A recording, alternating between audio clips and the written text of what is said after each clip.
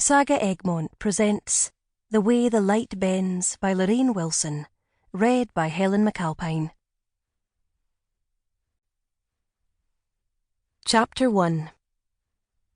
Tamsin, April 2016. Today we buried my twin. It rained in the graveyard like the clouds were pressing down on our faces, on our black clothes, and soaking into our bones. We hid him in the earth and spoke platitudes over him that are somehow meant to help. But the world is still broken, and Rob is still dead. I write the words and they make no sense to me. My body rejects them. The bones of my fingers splinter as they bend around each letter. But I can't stop. I don't know what I am, or who. How can I be Tamsin without Rob? And how can writing it down do any good at all? But I can't stop. Freya, March 2017.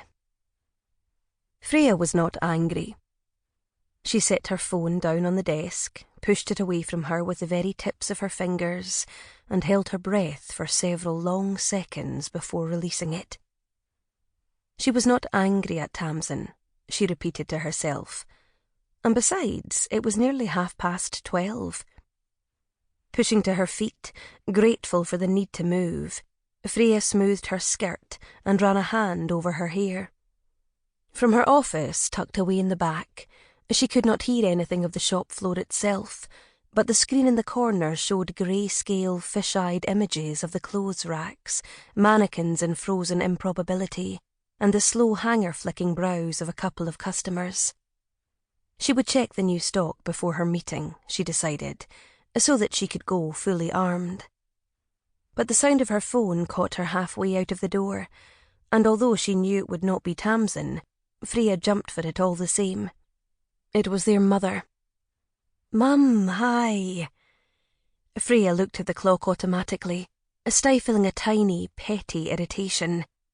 This was the second phone call today, but it was to be expected just now.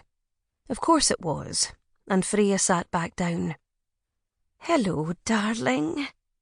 Anne Pettigrew sounded faintly relieved, as if in this last year she bore a constant fear for her daughters. As if every absence and every missed phone call was a moment of heartbreak or of terror. "Are you busy?" "No, Mum. What's the matter?" "Have you heard from Tamsin?"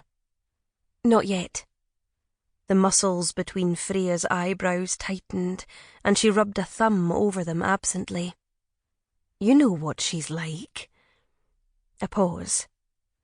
This was where, a year ago, her mother would have asked, "Are you coming to see Rob after work?"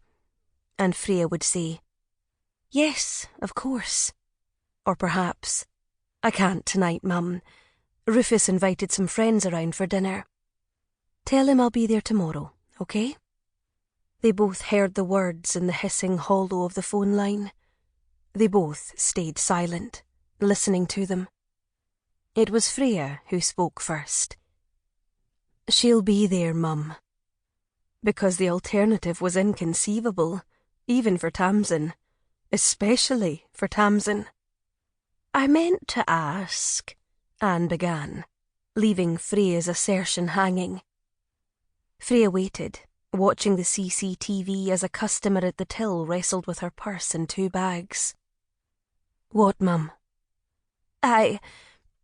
Were you thinking of bringing cut flowers? You know, for the grave? It's just, it occurred to me that we don't want too many, do we? I hate going back and..." The phone line filled with echoes again. Freya pressed the tips of thumb and forefinger into her eyes, careful of her makeup. "I know, Mum." She took a breath. "Shall I pop round after work and we can decide what we want to take?"